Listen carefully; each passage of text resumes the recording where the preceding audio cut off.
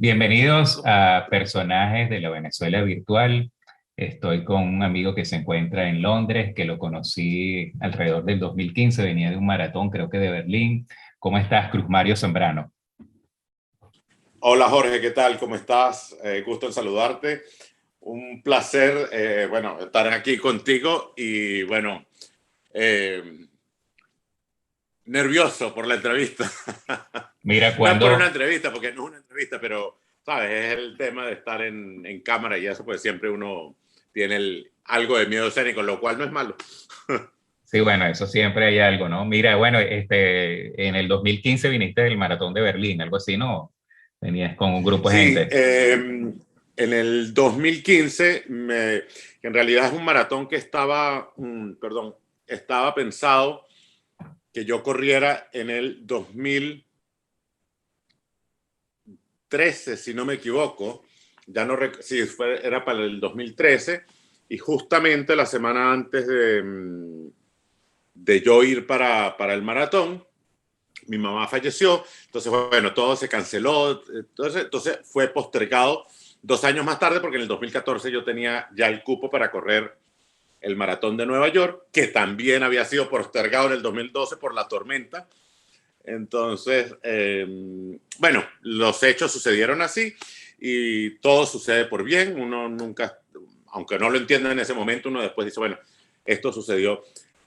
Berlín estaba yo en mi mejor forma para correr el maratón y sin embargo mi cabeza significaba aquello por lo que lo había postergado. Entonces, bueno, fue algo medio raro y fue mi mejor maratón y el último maratón. Y sin embargo, el último maratón que he hecho, no el que espero hacer otro en mi vida, no sé si pueda, pero bueno. Y bueno, te conocí porque justamente tu hermano me había dicho que me puso en contacto contigo. Y, y bueno, dije, bueno, yo fui, te llamé y me dijiste, bueno, yo tengo una cena acá, no sé qué cosa. Y yo, bueno, no, yo no puedo ir porque estoy con un viaje de amigos, éramos 5. Y me dijiste, no, pero no hay problema, no sé qué más, vete, si no se van a beber todo el bar, que vengan. Entonces, bueno, ese día no fuimos porque, y al final, al día siguiente fuimos, y bueno, te conocimos tu casa, fue todo maravilloso, y yo quedé encantado de tu hospitalidad, tu generosidad, tu don de gente, y también quedaron impresionados, pues mis amigos que menos te conocían porque no conocían a ninguno de tus hermanos y yo iba ahí coleado por bondad de tus hermanos. Sí, bueno, después tuve contacto con varios de tus amigos y realmente, bueno, es siempre interesante este tipo de personas que se dedican a los maratones, pues porque son gente que van, como quien dice, bastante livianos y pueden conocer no solamente las ciudades donde van, sino otros sitios y son gente con agilidad mental, agilidad de cuerpo y bueno, ahí me imagino que eso te ha servido para toda la vida. Mira, ¿y desde cuándo estás en Londres? Porque yo recuerdo que haberte después visto que estabas en la época esta en que en Venezuela habían bastantes protestas y estas cosas, incluso que estando estuve en tu residencia ya en Venezuela, pues como que se rompieron unos vidrios y algunas cosas así. Luego entonces apareciste en Londres. Sí, bueno, mi venida a Londres fue prácticamente por fortuna igualmente, pero fue parte no de algo planificado, pero sí algo que yo lo había, como dicen, dilatado, lo había demorado en suceder, irme del país porque ya sentía que me estaba asfixiando, lamentablemente, porque hoy por hoy, aquí en Londres, que considero que es una ciudad maravillosa y para mí es la ciudad más bella del mundo. Antes estaba enamorado de Nueva York y ahora estoy enamorado de Londres. Eh, Sin embargo, sigo diciendo, es que si no tuviésemos al madurismo, si no tuviésemos al chavismo, qué belleza es vivir en Venezuela, porque Caracas tiene el mejor clima del mundo, la gente es agradable, o sea, es mi casa y es mi hogar, y bueno, y sí, efectivamente, estando en casa, en Chacao, las protestas de los estudiantes, por algún motivo, se movilizaron a Chacao y tuve que abandonar mi casa por un tiempo, por unos buenos días, creo que fueron 3 semanas que tuve que abandonar la casa porque eran noches completas sin dormir porque habían las protestas se iniciaban en la avenida Francisco de Miranda y los muchachos salían subiendo para protegerse después de cuando la Guardia Nacional los perseguía y en algún momento empezaron a disparar en contra de los edificios y de hecho a mí me reventaron uno de los vidrios, a otros vecinos le quemaron el apartamento porque bueno, una de las bombas cayó dentro del edificio y yo tuve que emigrar en mi propia, sentirme refugiado en mi propia ciudad y yo de verdad que no quería seguir viviendo eso. Sé que no es el hoy por hoy, pero mi vida siempre fue en la vida pública, no en la política, pero en la diplomacia, que sí tiene mucho que ver. Entonces, bueno, me votaron de la Cancillería, fue todo un tema allí. Y yo dije, bueno, ¿saben qué? Tengo esta oportunidad, puedo abrirme. Y siempre cuando yo vivía en París, creo que te conté en aquel momento, vivía en Francia hasta el 2001, desde el 98 hasta el 2001. Y cuando me tocó regresar, pues la gran mayoría, ya en el 2001 había ganado Chávez, ya era presidente. Y la gente me decía, pero Cruz Mario, ¿por qué no te quedas acá? Y yo digo, no, yo me quiero ir, quiero regresar a Venezuela. Primero porque soy diplomático venezolano. Y obviamente yo me perdí la transición de lo que ahora con firmeza y sin lugar a dudas afirmo, de la era democrática a la dictadura. En aquel momento, aunque nunca voté por Chávez, pero sí decía, bueno, yo estoy fuera, nunca apoyé a Chávez, nunca quise que él fuese presidente, pero obviamente Venezuela lo eligió. Yo tengo que volver a reencontrarme con ese país que yo desconozco, porque obviamente este país escogió a ese señor como presidente. Y justamente recién llegado yo a Venezuela, recuerdo, no sé si por aquí deben ir las cosas, pero bueno, es lo que estoy recordando en este momento de toda esa... se empezaron a recoger firmas para el revocatorio. Y yo, dentro de mis propios compañeros en la Cancillería, que había muchos que ya tenían un buen tiempo viviendo a Chávez, empezaron a decir, no, vamos a firmar. Y yo les decía, mire, nosotros somos funcionarios del Estado venezolano. No somos el gobierno, pero somos el Estado venezolano. Y el jefe del Estado venezolano es Hugo Chávez.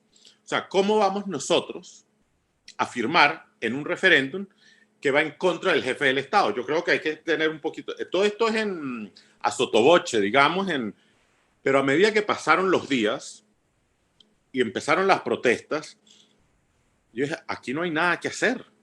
Esto va por otro camino. Y justamente para mí fue un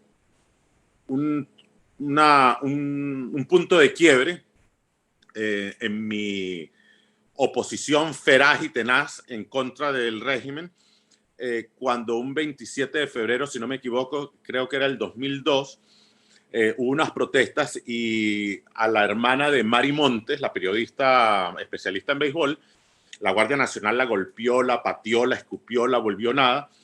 Y yo estaba en ese momento haciendo un posgrado en el IESA y ellos dicen, ¿saben qué?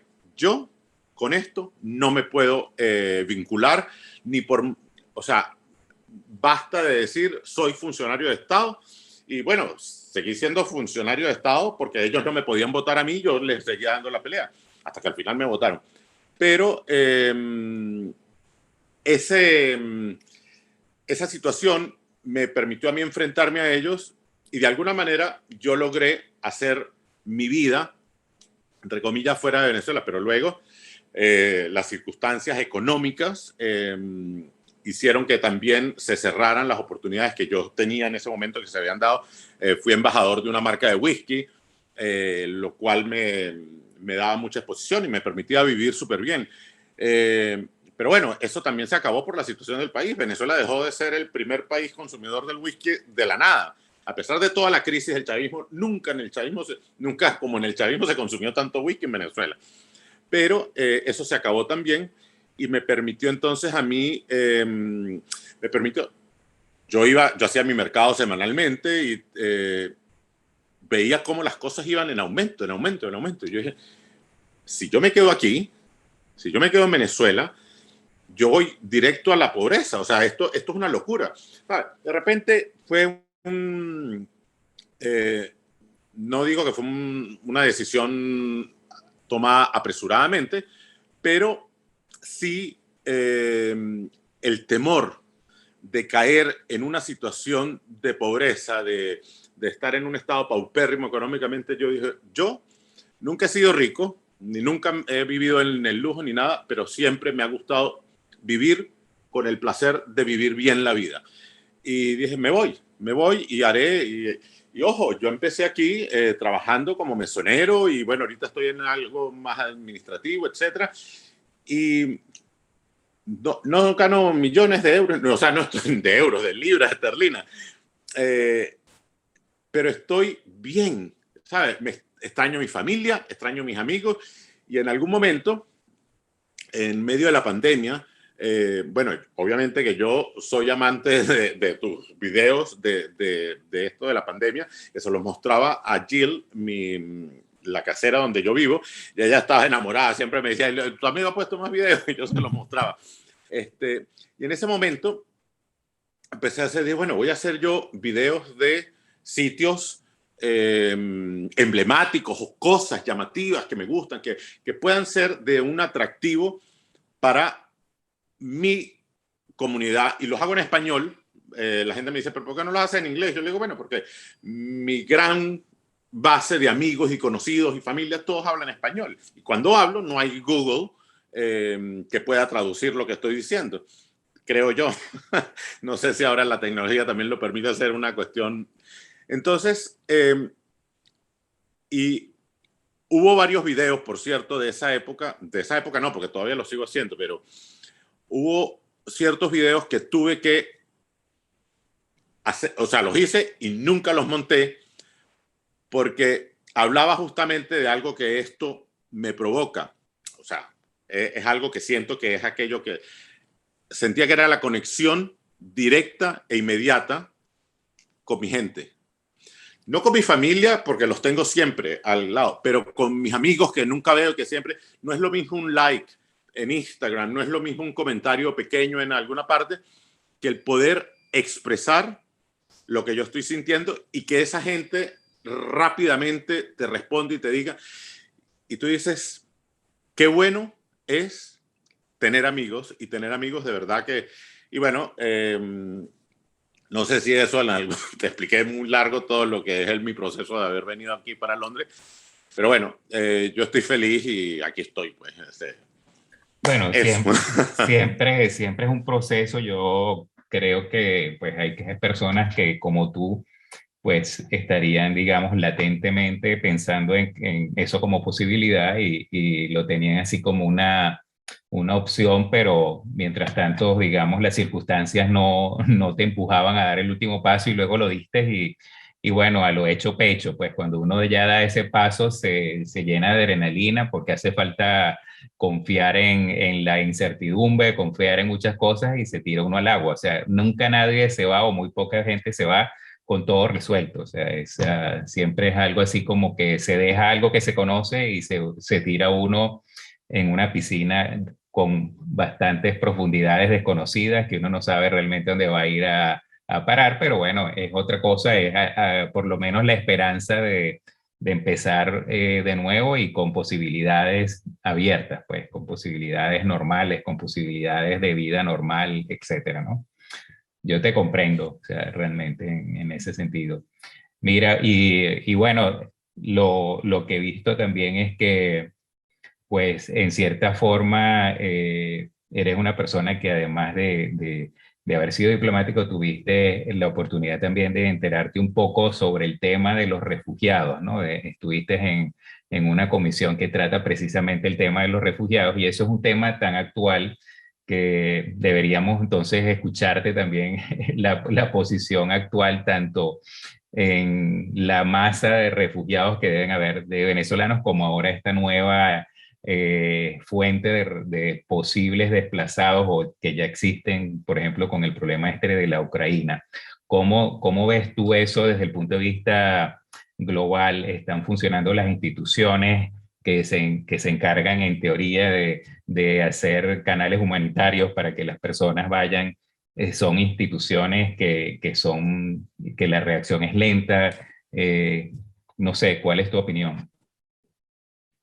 Mira, el tema del refugio es para mí algo fundamental. Y ojo, yo llegué a la Comisión Nacional para los Refugiados en Venezuela como eso, como un refugiado, porque nadie dentro del despacho del Ministerio de Relaciones Exteriores me quería a mí, porque yo era muy problemático para, no era que yo era problemático, sino que mi presencia les iba a ser problemática en cualquier dirección. Entonces llegué refugiado a una comisión donde el comisionado era un señor,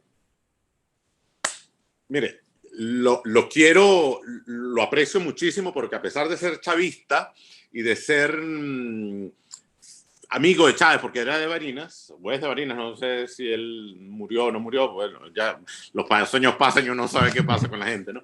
Pero es un tipo que me abrió las puertas de su comisión, ya él sabía perfectamente quién era yo. Yo le dije, porque yo nunca le mentía nada a nadie, mire, yo firmé contra el referendo y lo refirmé. O sea, entonces yo llegué ahí a esa comisión como refugiado y me dolía ver cómo los 5 miembros de la comisión, uno nombrado por el Ministerio de Defensa, uno nombrado por el Ministerio de Relaciones Exteriores, que era esta comisión, otro por el presidente de la República y otro por las instituciones, el Ministerio Público, perdón, no sabían absolutamente nada de lo que era la Institución Internacional del Refugio, cosa que además, y eso es lo que yo le agradezco a este señor, es que él, yo le decía, es que para entender al refugiado no tienes que conocer, sí tienes que conocer la ley porque eres el Estado, digamos, es el representante del Estado,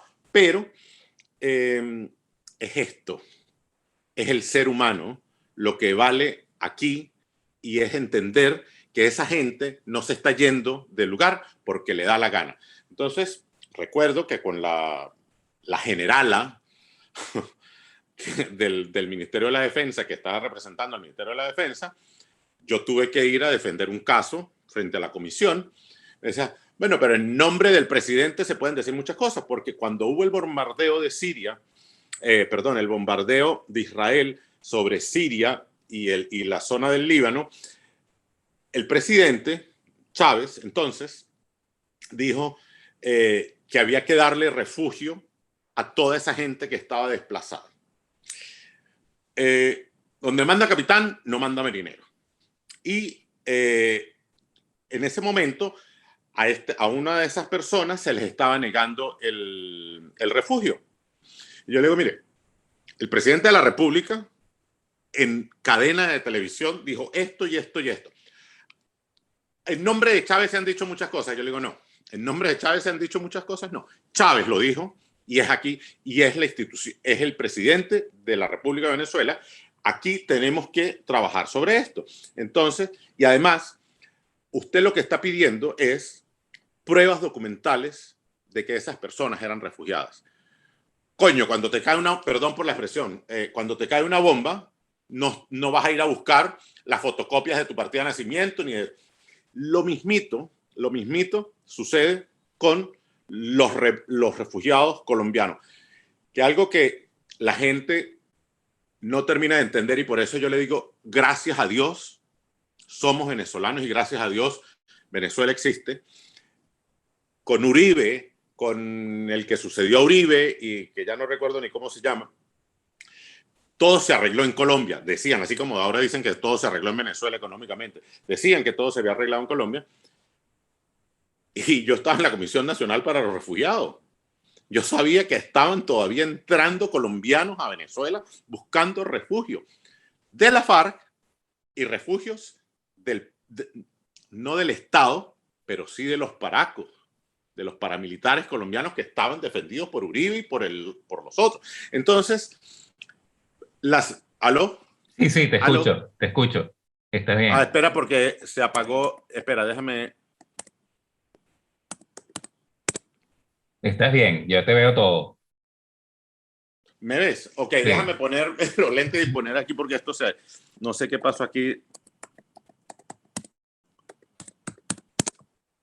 Ok, entonces, eh, donde vi cómo estaban llegando la cantidad de colombianos y yo digo, Venezuela sigue siendo tan grande que en estas circunstancias de pobreza y de conflictividad social y de rompimiento de las estructuras sociales de un país, todavía éramos capaces de ser un atractivo para esas pobres personas que estaban huyendo con con dos prendas de ropa y con sus niños y con todo. A mí me tocó ir a darle una entrevista de solicitud de refugio a una señora con sus 5 muchachitos, de la hija mayor de 12 años, que había sido violada por los paramilitares y había salido embarazada. Entonces, ojo, no hay que vivir eso para entender el drama humano, lo que significa el refugio. Y por eso también cuando en toda esta búsqueda mía, y perdona que vuelva a lo personal, pero cuando hablamos de que yo me vine aquí por lo legal, cuando estuve en Estados Unidos estuve buscando la posibilidad de quedarme allá como refugiado y bueno, no, pero lo único que tienes que es mentir, o sea, no mentir, sino decir esta cosa. Y yo digo, yo he estado detrás de la taquilla en un ministerio de Relaciones Exteriores y sé lo que significa eso. Yo no puedo, y además yo soy súper, o mientras fui funcionario con los mismos venezolanos y con los solicitantes de visa, dice, mira, lo que dice la ley es esto, tú tienes que cumplir con esto. Entonces yo no puedo evocar mentiras para justificar una solicitud de asilo, porque a mí particularmente nunca me amenazaron mi vida y eso es una condición particular del derecho del asilo, que tu vida, Que la estés en razón peligro, de que estés tu en peligro. solicitud es que tengas una amenaza directa sobre tu seguridad o la de tu familia por cualquier motivo que sea religioso, político, por tu inclinación sexual, no importa. El asunto es que haya una amenaza contra tu integridad personal que sea cierta, pues digamos. Entonces, obviamente yo no voy a mentir acá. Mucha gente se fue a las marchas, se tomaba fotos, se disfrazaban y luego iban y metían eso como prueba en cualquier parte del mundo. Yo no los niego, o sea, no los niego, no los culpo porque también sé que la situación económica de Venezuela era muy fuerte, pero eso no es una razón de solicitud de asilo. Me preguntas por lo que está pasando en Ucrania. Mira, a mí, yo ayer estuve en la plaza de Trafalgar y da dolor y provoca llorar de ver cómo, estando allí, yo me siento totalmente vulnerable y miembro de una comunidad que puede ser bombardeada por un loco que decidió que se tiene que expandir geográficamente y políticamente. Entonces, el refugio, ojalá entendiésemos que el refugio no tiene nada que ver ni con clase social, ni con pertenencia a una religión, ni mucho menos. Es simplemente el ser humano por ser humano, porque es lo que es triste en todo esto. Somos víctimas de nuestro propio ser, de nuestra propia humanidad, que es lo lamentable. Y bueno, ahorita el Reino Unido tuvo que ampliar o va a ampliar las razones por las cuales permite que ucranianos, que era lo que me preguntabas, puedan ingresar. Antes eran solamente los que tuviesen familia directa digamos, ya residenciados aquí en el Reino Unido, que su familia directa estuviese en Ucrania, podían ingresar. Pero tú no puedes, en una situación internacional como esta, empezar a pedir requisitos, porque fíjate lo que pasó en Afganistán. La tragedia humanitaria que eso significó por un comeflorismo, y me perdonan la expresión, del presidente de los Estados Unidos. Sí, pero, o sea, yo sé que las intervenciones extranjeras están mal vistas. Yo sé que una intervención militar de un Estado sobre otro Estado no está bien. Pero cuando esos son los hechos y ya están consumados, tú no puedes echarte para atrás y decir, ahora a Putin lo dejaron crecer con esteroides y se volvió el gigante que es ahorita. Y ahora, ¿cómo lo detenemos? Cuando está amenazando con armamento nuclear. ¿Sabe? Ah, no, pero es que ahora nos está amenazando. Sí, pero es que tú lo dejaste crecer a ese nivel. Y eso no era... Entonces, bueno, ahora yo de verdad estoy literalmente chorreado con lo que está pasando porque estamos a punto de caramelo para que nos pase cualquier cosa. Y todos Mira, podemos ser refugiados. Y eso es... ayer precisamente cenamos aquí en la casa con mi hija y yo con una desplazada ucraniana que acaba de llegar este domingo que pasó. Y, y bueno, uno pues es una mujer joven de 30 y pico de años, un abogado, y bueno, vino y nosotros tenemos aquí una perra, un beagle, y apenas vio la perra casi se echó a llorar prácticamente, o sea, yo me imagino que estaba cansada y todo esto, pero entonces bueno, que quieres un vaso de agua, quieres algo, ¿en qué te puedo ayudar? Entonces es que me estoy acordando que dejé a mi perra allá en la casa con mi madre.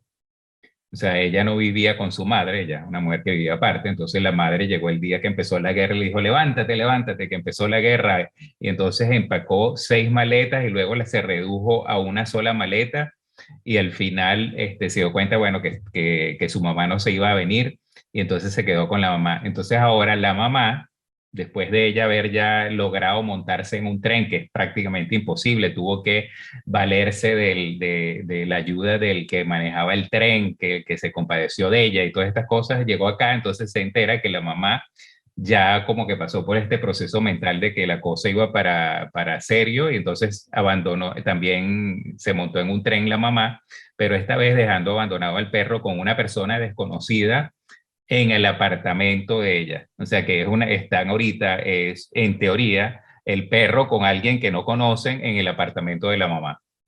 Y la mamá estaba, hasta ayer cuando estábamos cenando, estaba en un tren en el cual le dijeron que se agacharan, que apagaran las luces y que cerraran las ventanas porque los podían bombardear en el paso antes de llegar, iban en dirección a Hungría. Entonces, que hasta que llegaran a la frontera de Hungría, se pararan. Es decir, imagínate esa situación en pleno siglo XXI, una cosa así. Y esta pobre muchacha comiendo aquí y en conexión por WhatsApp con una persona que está metida en un tren en esas circunstancias. Y por supuesto, hoy hablamos por teléfono porque tiene en el problema de que se trajo dinero en una bolsa, entonces, ¿qué hacer con ese dinero? No pueden abrir una cuenta en el banco todavía, no está bien claro cómo es la legalidad de ellos. Ella no puede meter el asilo aquí porque eso todavía no está claro. Entonces, y para meter asilo no lo tienes que hacer en los primeros 5 días, es decir, pones a la gente en un estrés bárbaro, pobre gente, sinceramente. Y bueno, yo pienso que eso que tú dices, este tipo de decisiones tiene que tener agilidad cuando se trata de una catástrofe como esta, porque es una cuestión que tú no te puedes dar el lujo de esperar más tiempo, porque lo que hace es que ocurren más muertes y más desastres, ¿no?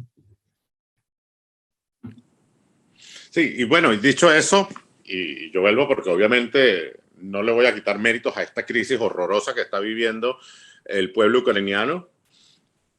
Nosotros los venezolanos fuimos víctimas de algo muchísimo peor porque fue paulatino, Cuentagotas.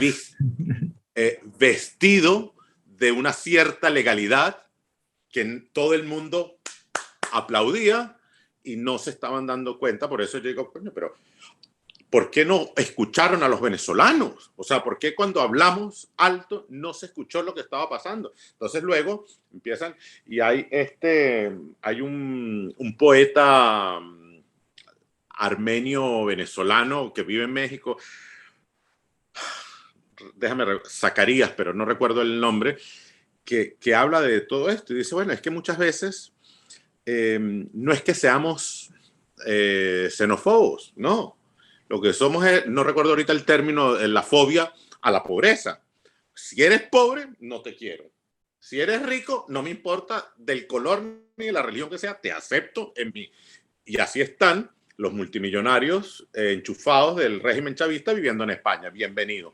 Pero eso es otro tema. Y bueno, lo quería mencionar acá porque siento que estas crisis, sí, son mediáticas, obviamente, y no es que esté negando el furor de ello, pero también me da muchísimo dolor, muchísima rabia que a nosotros se nos haya ignorado, porque yo soy uno de los pocos, gracias a Dios, que tuve la oportunidad de salir legalmente por otros medios, no sé qué más, pero y los que no, o sea, aquellas personas que murieron ahogadas en una balsa yendo de Paraguaná a Curazao.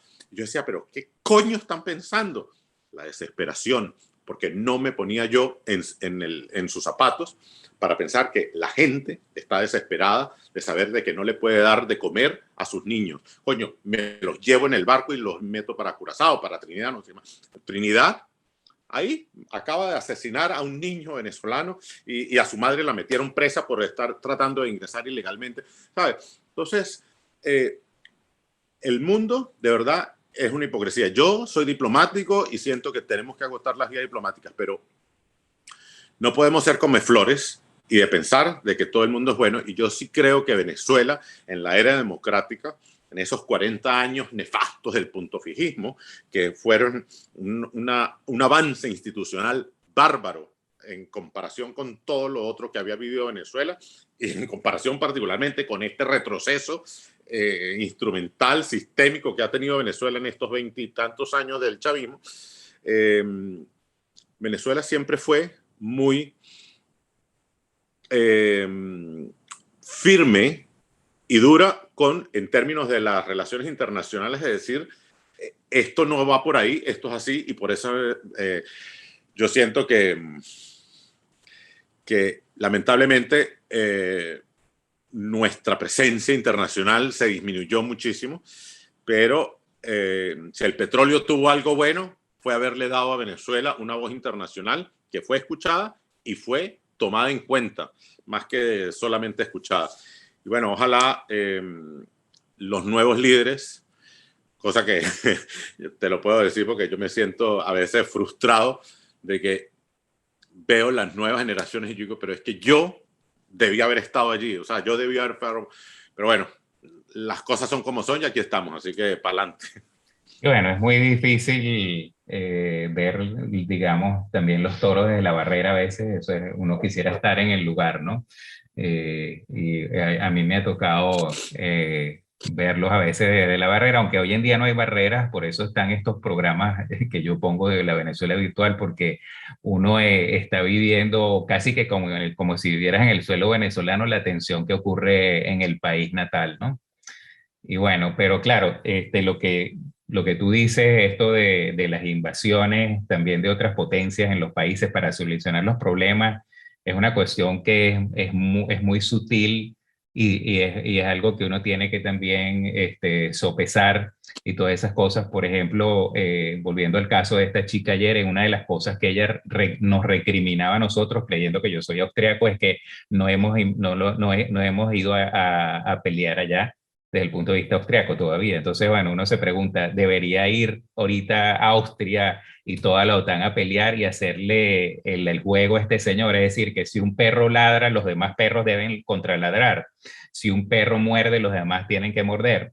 Es muy difícil ese tipo de situación, la medida justa para solucionar un problema de esta índole no es fácil tampoco. Entonces, bueno, no, como tú dices, tampoco se puede quedar todo a nivel de comeflor, a nivel de leyes, a nivel de que si hay una parte de la ley que lo soporte o no, hay que también improvisar un poco, pero también eso puede, digamos, en algunos casos derivar en situaciones que se salen de control. Entonces, son situaciones difíciles, pongámoslo así.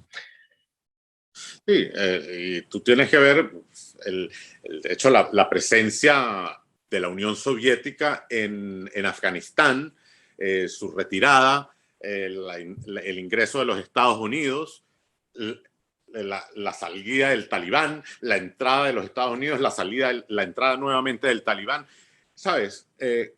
Luego, ¿cómo controlas eso? Entonces, luego, porque yo soy bueno y yo no quiero involucrarme más en problemas internacionales, hago una retirada inesperada, violenta, de un sitio donde todo el mundo está contando conmigo sin importarme las consecuencias de esa. Yo creo que esa no fue la decisión más acertada ni humanitaria que pudo haber hecho Estados Unidos.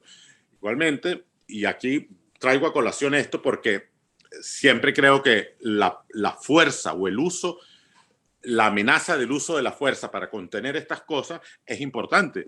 Siempre contando con que haya alguien bueno dentro de ese uso de la fuerza.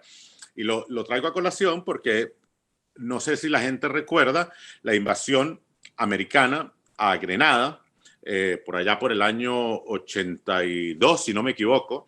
Que bueno, el mundo condenó esa invasión porque ¿cómo era posible que una potencia se metiera con un paísito chiquitico? Venezuela se abstuvo de la condena, pero nunca la apoyó tampoco. Pero en realidad, Venezuela sí apoyó tácitamente esa invasión, porque lo que teníamos enfrente era la creación de otra Cuba. Entonces la gente dice, ay, pero es que no puede ser. Bueno, no, uno tiene que velar por sus propios intereses y obviamente que Venezuela estaba respaldando su propio beneficio en el sentido de que a mí no me interesa tener una base militar cubana aquí frente a mis costas, y ahí voy al tema de la crisis de los misiles, era ya en el año 62, si no me equivoco, 69, ya no recuerdo mi cabeza. Bahía de Cochino. Antes de la Bahía de los Cochinos, cuando empezó el tema de los soviéticos metidos ahí en todo este tema, yo, bueno, no puede ser como nosotros nos dejamos amedrentar por esto, pero entonces lo que debemos hacer es no permitir que eso suceda, que se arme. Entonces, ahora estamos ante una situación donde la Unión Soviética, Rusia, tiene el poder del veto en las Naciones Unidas. No podemos ir en contra de la Unión Soviética, de Rusia, perdón, sigo con la Unión Soviética, no podemos ir en contra de Rusia porque ellos tienen el poder de veto porque son uno de los vencedores de la Segunda Guerra Mundial. Ojo, y aquí, como diplomático, te lo digo, siempre he estado en contra del poder del veto de 5 países, pero obviamente no estoy a favor de que se vote democráticamente para unas decisiones como estas, porque entonces empieza el asunto de que el mundo menos desarrollado, las no potencias mundiales, van a decidir en contra de las potencias, lo que es una locura internacionalmente. Pero bueno, ese es el mundo que tenemos y yo creo que no soy yo un preacher ni para darse lecciones a nadie, pero aquí lo único que lo que tiene que privar es la sensatez humana. Sí, así es. Mira, bueno, vamos a concluir preguntándote, vamos a saltar de un sitio al otro, porque todos los que pasan por aquí yo les pregunto cuál es su concepto de la felicidad. Entonces vas a salir de un tema así súper fuerte para decir cuál es tu concepto de felicidad. Vamos a ver cuál es. Ahorita se me olvidó porque tengo una frase que para mí era importantísima y profundísima del doctor Aristides Calvanis acerca de lo que era la felicidad y ahorita se me olvida la parte literal. Pero en definitiva, yo no creo que la felicidad exista en el mundo exterior. Es decir, yo no voy a conseguir mi felicidad con mis amigos, con mi dinero, con mi belleza. La felicidad viene de adentro y de la felicidad, como decimos en Venezuela, se mama. Se mama porque yo creo que al final del día son los valores con los que uno crece y en lo que uno piensa y siente y aspira. Yo me siento siempre, o sea, para mí, haberte conocido a ti, yo había conocido a tus hermanos los morochos en Venezuela, A número uno, increíbles, y bueno, eso era todo, y sabía que su mamá, la mamá de ustedes, era de Tovar, eso era, pero nunca había entrado en, de Tovar, Estado Mérida, Venezuela, para los que no son venezolanos, pero lo que no había, ¿cómo decir? Hecho No conciencia. había conocido un poco más allá de lo que era la familia de ustedes, hasta cuando voy para tu casa y hablamos ya en común.